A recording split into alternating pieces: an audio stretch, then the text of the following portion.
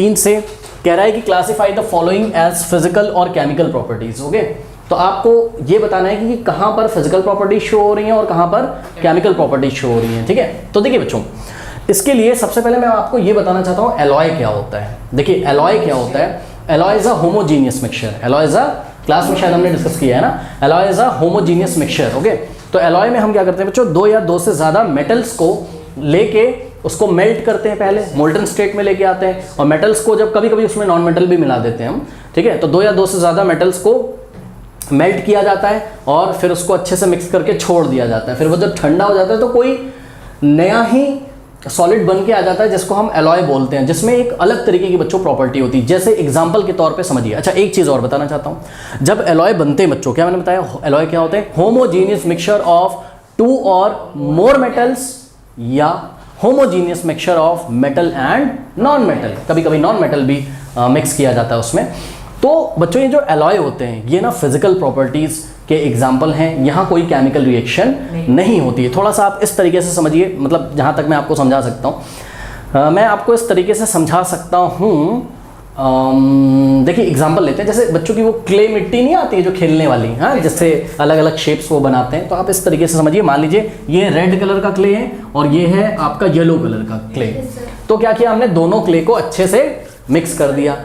तो सोचो, थोड़ा सा दिमाग लगा के सोचो, जब दोनों को अच्छी तरीके से आप मिक्स कर दोगे, आप कलर वलर आपको चाहे जैसा दिखाई पड़ेगा आप देख लीजिएगा। मैं आपको ये बताना चाहता हूँ, अब बच्चे बोलेंगे ये भी क्ले है, ये भी क्ले। अरे यार, एक तरफ क्ले ले लो और आटा ले लो साथ में ठीक है, ऐसे ले लो तो 2 अलग अलग, आप सोच सकते हो कि 2 अलग अलग आपने सब्सटेंस ले लिए। मैं आपको बस एग्जांपल दे रहा हूँ, जो आटा लिया है आपने, जैसे रोटियां बनती हैं, ये कोई मेटल नहीं है और क्ले भी कोई मेटल नहीं। मैं आपको समझाने की कोशिश कर रहा हूँ ताकि आप फील करो, बात समझो। मान लो कि ये आपने क्ले लिया, ठीक है, और ये आपने लोई से थोड़ा सा आटा ले लिया, इसको मिक्स करा अच्छे से। ठीक है, तो सोचो जरा, ये मिक्स होकर ऐसा बन जाएगा। ठीक है, देखिए बच्चों बात समझिए जरा। अब यहाँ पर हम आपको क्या दिखा रहे हैं, थोड़ा ध्यान से देखिएगा। आपने यहाँ मैग्नीफायर लगा के देखा सपोज, मतलब इमेजिन करो, इमेजिन ऐसा नहीं कि लगा के देखने लगोगे, मैं आपको समझाना चाहता हूँ। ये देखो, ये हो गया आपका suppose clay, suppose blue colour का था, चलो क्ले ब्लू कलर का था, और ये ब्लैक से मैंने क्या दिखाया, आटे के पार्टिकल। ठीक है, तो यहाँ पर ब्लू होगा, फिर यहाँ ब्लू होगा, फिर यहाँ कहीं ब्लैक होगा, फिर यहाँ कहीं ब्लू होगा। ओके, तो ये पार्टिकल्स पास पास तो हैं, लेकिन क्या इसमें कोई केमिकल चेंजेस हुए हैं, मतलब क्या इन्होंने कोई केमिकल रिएक्शन कर ली है क्या? नहीं। तो यही मैं आपको बताना चाहता हूँ, यहाँ कोई केमिकल रिएक्शन नहीं हो रही है, बस पार्टिकल्स इधर उधर एक दूसरे के इधर बैठे हुए हैं। इसी तरीके से जब आप एलॉय बनाते हैं, कैसे बनाते हो एलॉय बताओ? एलॉय आप बनाते हो, मेटल लिया, मेटल को मोल्टन किया, 2 मेटल को मोल्ड कर लिया। मोल्ड का मतलब समझते हो, उसको पिघला लिया, जैसे लिक्विड होता है वैसे दिखाई पड़ेगा। फिर दोनों को मिक्स कर दिया, अच्छे से स्टिर करा, हिलाया और छोड़ दिया। ये घर में नहीं किया जाता है, ये बड़ी बड़ी इंडस्ट्रीज एलॉयस को बनाती हैं, तो हमारा काम नहीं है। मैं तो आपको एक बात बता रहा हूँ, ठीक है। तो जब उसको हमने कूल करने के लिए छोड़ दिया, तो बस पार्टिकल धीरे धीरे जब कूल होते गए तो अपनी एनर्जी रिलीज करते गए, और जब एनर्जी रिलीज करते गए तो धीरे धीरे धीरे धीरे धीरे धीरे अरेंज होते गए, और जब अरेंज हो जाएंगे तो पार्टिकल्स केमिकली कंबाइन नहीं करते। तो जब एलॉय बनेंगे तो एक तरीके का क्या होगा, फिजिकल चेंज होगा। ये फिजिकल प्रॉपर्टी का एग्जाम्पल है। तो आइए जरा देखते हैं। एक एलॉय मैं आपको बताना चाहता हूँ, एक एलॉय होता है बच्चों स्टील। स्टील आपने देखा है, स्टील दरवाजे वगैरह बनाने में, या रेलिंग नहीं होती है सीढ़ी की, वहाँ पे स्टील लगा होता है। क्यों लगाते हैं स्टील? रस्टिंग नहीं होती है उसकी। देखिए बच्चों, अगर हम रेलिंग बना दें किसकी, आयरन की, तो प्रॉब्लम है। प्रॉब्लम क्या है, अगर हम प्योर आयरन का बना दें तो आयरन पे बार बार पेंट करो हर साल, नहीं तो उसका रस्टिंग हो जाएगा, जंग लग जाएगा उस पर, क्योंकि आपको पता है आयरन रिएक्ट कर जाएगा किससे, मॉइस्ट एयर से, मतलब एयर और वाटर उसको मिल जाएगा जब एटमॉस्फेयर से, तो उससे रिएक्ट करके रस्टिंग हो जाएगा, फिर खराब हो जाएगा, तो बहुत मेंटेनेंस करना पड़ रहा है। तो हमने खोज करी, हमने एलॉय बनाना सीख लिया। हमने आयरन में थोड़ा सा कार्बन मिला दिया 1.5% और कुछ और एलिमेंट्स मिला दिए, तो स्टील बन के तैयार हो जाता है। और स्टील की बड़ी बढ़िया प्रॉपर्टी होती है, आपने देखा है, एक तो मजबूत बहुत होता है, ठीक है, उसकी स्ट्रेंथ बहुत अच्छी होती है, प्लस उसमें जंग नहीं लगती है, उसका रस्टिंग नहीं होता, उसका कोरोजन नहीं होता, वो खराब नहीं होता है, तो मेंटेनेंस से आप बच गए। लेकिन जब आपने स्टील बनाया तो कैसे स्टील बनाया, आयरन में थोड़ा सा कार्बन मिक्स करके और कुछ और एलिमेंट्स उसमें हमने मिक्स कर लिए, तो एलॉय बन गया। लेकिन ये एग्जांपल किसका है, केमिकल चेंज का एग्जांपल नहीं है, फिजिकल चेंज का एग्जांपल है। बात समझ में आई?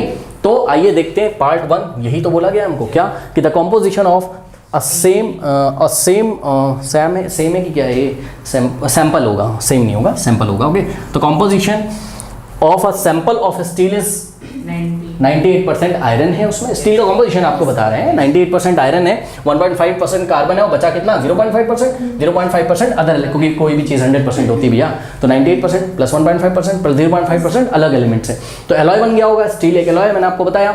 ठीक है, स्टील किसका एलॉय है? मेटल और नॉन मेटल का। चेक करो, कार्बन क्या है? नॉन मेटल है। कार्बन क्या है? Non metal. और ये क्या है? मेटल। तो कोई भी ना केमिकल बॉन्डिंग बच्चों इसमें नहीं होगी। बात समझ में आई कि नहीं आई?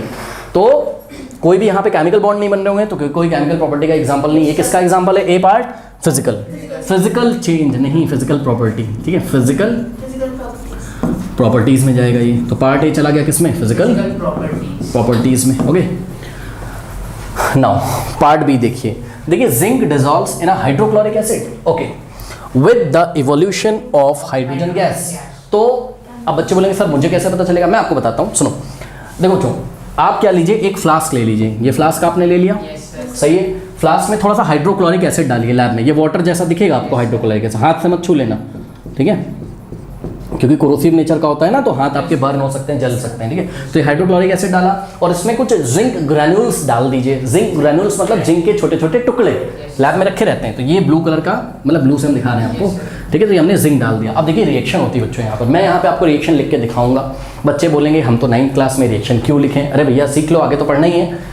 ठीक है, और मैंने जब एटम मॉलिक्यूल, इसलिए मैं बता रहा हूँ सबसे पहले एटम मॉलिक्यूल्स पढ़ाना चाहिए, बट ये सब चैप्टर पढ़ा रहे हैं तो बच्चों को थोड़ा सा नॉलेज नहीं होता। पर फिर भी आप यहाँ पे रिएक्शन देखें, जिंक सॉलिड फॉर्म में लिया और क्या लिया?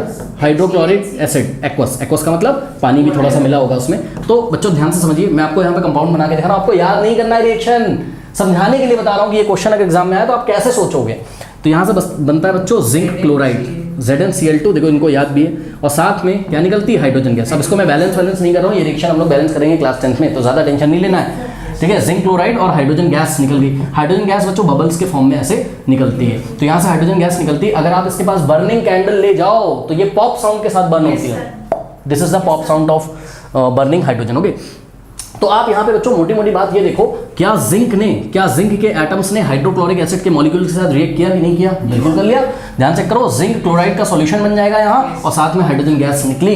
तो ये तो केमिकल चेंज का एग्जांपल है। तो पार्ट बी जो इन्होंने हमसे पूछा है कि जब जिंक को डिसॉल्व करते हैं किसमें? हाइड्रोक्लोरिक एसिड में, with the evolution of hydrogen gas, मतलब जब हाइड्रोजन गैस बबल्स के फॉर्म में निकलती है। और अगर हम बर्निंग कैंडल उसके पास ले जाएंगे, मैं आपको एक्स्ट्रा नॉलेज दे रहा हूँ ताकि आप क्लास 10 में बहुत अच्छा करें, तो वो पॉप साउंड के साथ बर्न होती है। तो ये किसका एग्जांपल है स्टूडेंट्स? ये है केमिकल प्रॉपर्टी। यहाँ जिंक केमिकल प्रॉपर्टी यहाँ शो कर रहा है, वहाँ आयरन फिजिकल प्रॉपर्टी शो कर रहा था। ओके, बात समझ में कि नहीं? तो यहाँ जिंक क्या शो कर रहा है? Chemical property. तो ये केमिकल प्रॉपर्टीज में जाएगा। ओके, उस प्रॉपर्टीज नहीं, मुझे प्रॉपर्टी लिखना चाहिए ना। ठीक है, एक ही एलिमेंट की जो बात कर रहे हैं, यहाँ पे हम आयरन की केमिकल प्रॉपर्टी को शो कर रहे हैं और यहाँ पर हम जिंक की, सॉरी, वहाँ आयरन की फिजिकल प्रॉपर्टी को शो कर रहे हैं और यहाँ पर जिंक की केमिकल प्रॉपर्टी को। ओके, उसके बाद थर्ड देखिए जरा, कह रहा है metallic sodium is soft enough to be cut with a knife. ये तो बड़ा फेमस क्वेश्चन है। कौन सा ऐसा मेटल है जिसको आप नाइफ से काट सकते हो? आपको पता है ना, potassium and sodium. And potassium काफी सॉफ्ट होते हैं, तो सोडियम को हम लोग नाइफ से काट सकते हैं। ओके, यूट्यूब पे आप वीडियो भी इसका देख सकते हो, मजा आएगा आपको। सर्च करिए कि सोडियम को कैसे नाइफ से काटते हैं, सब सर्च करो। तो एक बार बताओ, जब सोडियम के पीस को आपने नाइफ से ऐसे कट किया, चाकू से कट किया, तो क्या कोई केमिकल चेंज हो गया? नहीं, वो तो बस 2 पार्ट्स में डिवाइड हो जाएगा, और पार्ट्स करोगे तो और पार्ट्स हो जाएंगे। ओके, तो ये क्या है, किसका चेंज है? मतलब कैसी प्रॉपर्टी है यहाँ पर? Physical property. तो ये थर्ड वाला भी हम लोग का चला गया, क्या? Physical property. ओके, उसके बाद फोर्थ में आ जाइए, कह रहा है कि मोस्ट मेटल ऑक्साइड। ये बड़ा मजेदार है बच्चों, मोस्ट मेटल ऑक्साइड। देखिए मैं आपको एक मेटल का ऑक्साइड दिखाता हूँ। पीरियोडिक टेबल में अगर हम लोग ग्रुप नंबर 2 में देखें तो वहाँ एक मेटल आता है कैल्शियम। अब बोलेंगे हमको तो पीरियोडिक टेबल नहीं पता। अरे पीरियोडिक टेबल सामने रखा करो बच्चों, वहाँ देख लो, नहीं देखना है तो सुन लो। कैल्शियम एक मेटल होता है, कैल्शियम एक मेटल होता है। और कैल्शियम का ऑक्साइड तो सबने सुना होगा, कैल्शियम ऑक्साइड होता है।